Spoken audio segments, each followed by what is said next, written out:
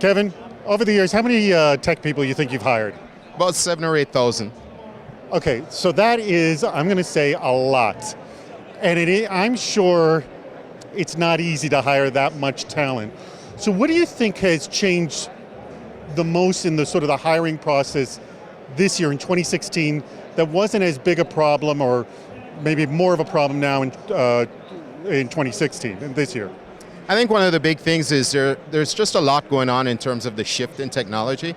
And so there are a number of people that are trying to work on newer forms like microservices and containers. And so as you find that people are looking to make that pivot, they're looking for newer jobs. And so there's a higher level of attrition that we're seeing in the marketplace for people not wanting to work on what they consider to be platforms that are not as relevant going forward.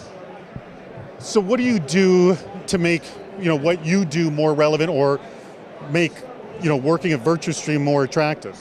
I think a big part of it is culture. We much like many of the more formidable tech companies, focus on making sure that we can acquire the best talent, but also to retain them, you have to make sure you have the right company culture, so people really enjoy what they're doing, they learn in terms of every day and the projects that they're working on, keep it interesting, and also not to stress people out too much in terms of a formal environment. We have a lot of people that work remotely, and we try to do everything that we can to make sure that the tools are productive and that people still have a sense of camaraderie even though they're not physically working in the same space every single day. It's not just kind of a nice thing, agree or disagree, to have a diverse workforce.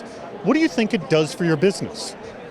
Well, I think it defines you. As I talked about culture earlier, it really defines you. Diversification is a big part of who you are as a company, and much like you have to get involved and do things within the community and give back, it's the same thing around diversification. You are essentially your employee base. And so to the extent that employees are motivated, to the extent they believe in what you believe in as a company, then they really embody not only your values and your virtues, but they represent you out in the marketplace. So whether they're in front of a customer or a prospective employee or just an industry person, it's really important that they actually feel like they can represent Virtustream, and that we as Virtustream feel like we are properly represented by having that diversification. So I think it's absolutely fundamental to the culture of the company, and I think culture defines you as a company and also helps drive your success in industry as well.